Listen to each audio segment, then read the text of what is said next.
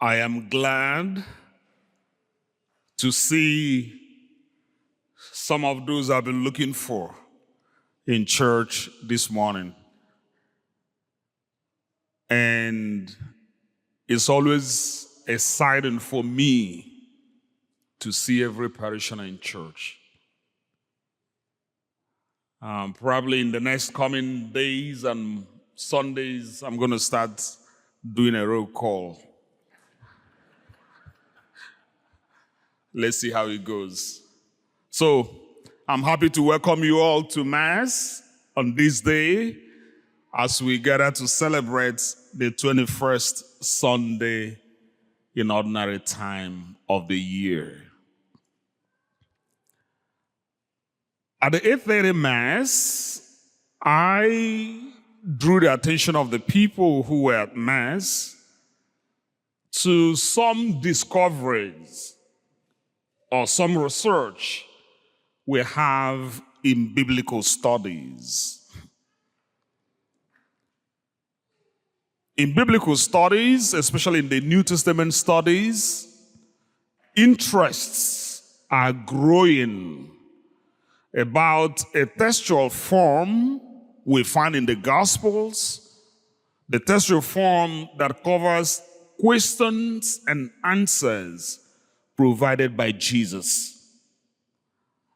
In Jewish tradition, if you want to get a clarification on any subject, especially a religious subject, you go to a rabbi or sometimes to a teacher of the law. So in recent times, scholars are beginning to pay attention to those questions that were presented to Jesus and the kind of response he gave to those questions. And some of those questions came even from Mary, the mother of Jesus.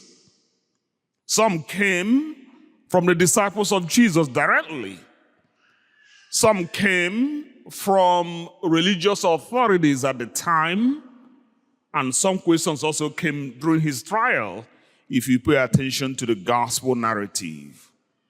And of course, most of the questions also came from the crowd.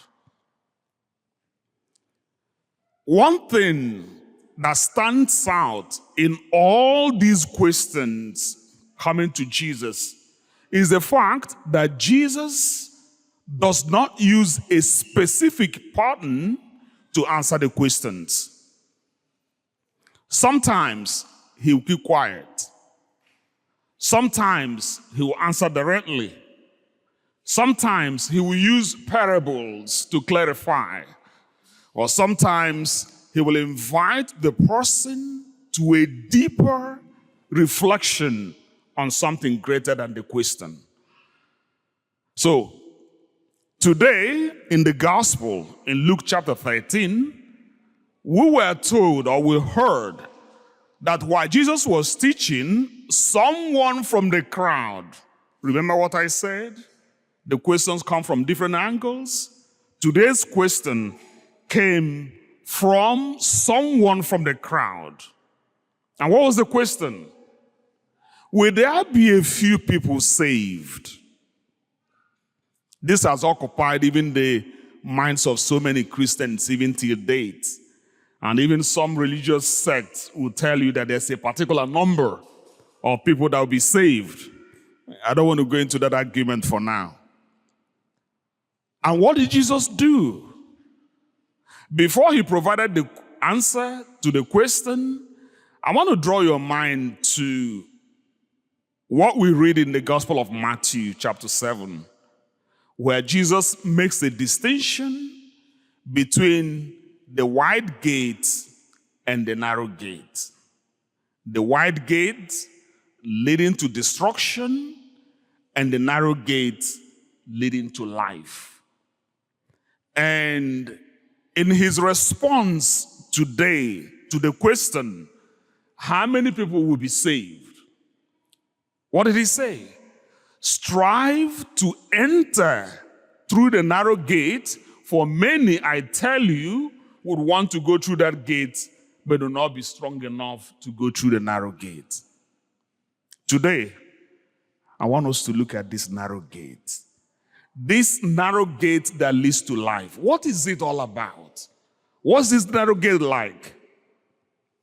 I'll put it in a simple language.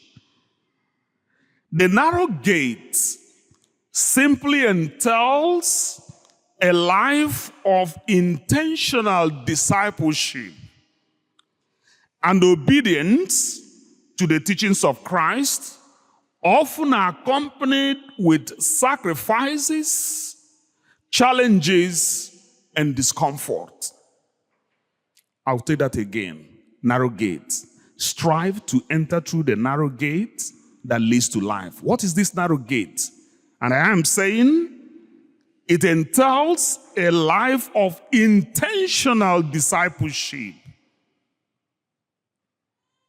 and obedience to the teachings of Christ, often accompanied with sacrifices, with discomfort, and challenges. That's why it is a narrow gate. Because it challenges you to make sacrifices. Because it challenges you to leave your comfort zone. Because it challenges you to something new. That is why it is a narrow gate. The narrow gate entails self-denial and a willingness to embrace a life that may differ from popular opinion or popular culture. That's why it is a narrow gate. What people ordinarily will accept, you want to do it differently. It is a narrow gate. That's what Jesus is inviting us today to pay attention to. The second reading of today clarifies this narrow gate in beautiful words. And the second reading talks about the discipline associated with making someone better. At the time the discipline comes, it may be painful, it may be difficult, but at the end, it brings out the best in an individual. Just like in a regular family. When parents or elder siblings want to correct, want to discipline, want to draw the attention of their sisters or brothers to something right, they start complaining. We all see this in families. It is often difficult for children to go through discipline or correction. They often want to do it their own way. But at the end of the day, we realize that such discipline is about the betterment of the child or the kid in question. So today, what are the narrow gates that we face daily in our lives? I'll draw your attention to a few of them. The first has to do with leaving our comfort zone. That's a narrow gate for most of us. Sometimes having to wake up early on a Sunday morning to get ready to go to church and be there on time is like a narrow gate for many people. Staying at Mass from the beginning to the end of Mass with the final blessing and the concluding hymn may seem to be like a narrow gate for so many people without the urge or the temptation to run off after Holy Communion without receiving the final blessing. For so many people, it is like a narrow gate. Actively joining when you are in church for Mass, actively joining in the singing and in the prayers at Mass may seem like a narrow gate for many people because for some, they just want to be there. Just show your presence. Singing, you will not sing. Praying, you will not pray. So for some who make that conscious effort to join in the singing and in the prayers, it may seem like a narrow gate. Narrow gates may entail having to forgive someone who hurt you so badly that naturally you want to retaliate. You want to revenge. You want to do the same thing to the person. You don't want to forgive. But the narrow gate invites you to look in the direction of forgiveness. And we have so many examples of people who teach us about the narrow gate of forgiveness. Even in the family, tolerating or accepting a family member who is often so annoying may be like a narrow gate for so many people. Having to face the challenges and difficulties of married life on daily basis with all its demands may seem like a narrow gate for so many people. Spending more time in prayer and investing in our relationship with God may seem for many like a narrow gate. Intentionally being more charitable with your time, talent, and treasure may seem like a narrow gate for so many. And of course, it may be like a narrow gate when you have to sit in church, like most of you are doing now, to listen to the priest blab. Oh yes, to listen to the priest say his thing, especially when he takes up to 5, 6, 7, 8, 9, 10 minutes. Oh, this priest should hurry up. It's like a narrow gate you are passing through, and I invite you to go through that narrow gate with patience, because that narrow gate leads to life.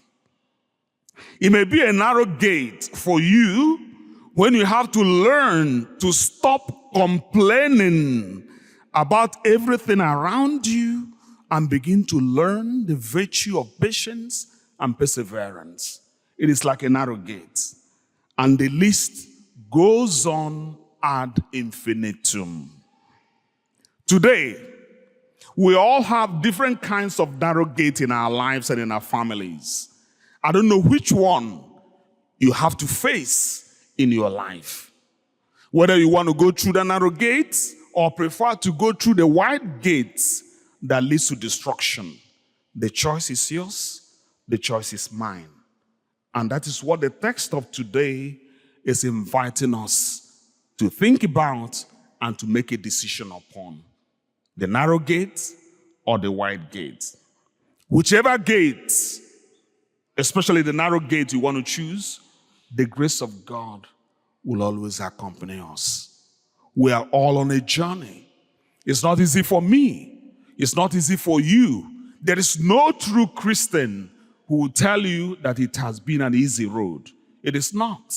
We are all on this journey together, and the grace of God will always accompany us as we walk through this narrow gate. And I want to share this song with you that I love to sing when I was in the seminary going through my narrow gates.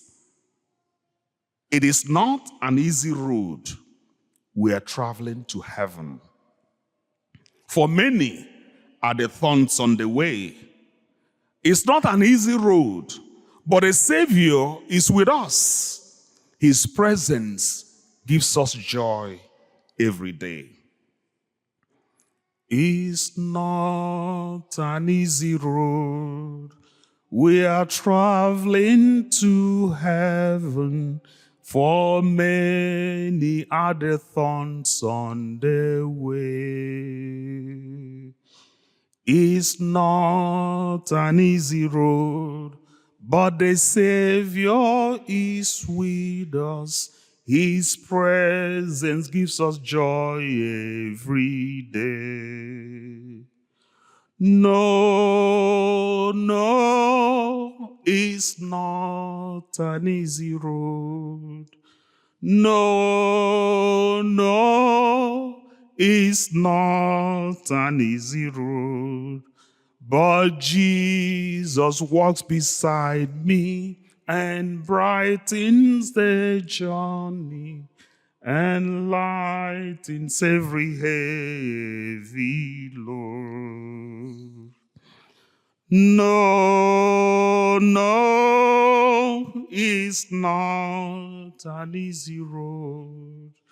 No, is not an easy road, but Jesus walks beside me and brightens the journey and lightens every heavy load.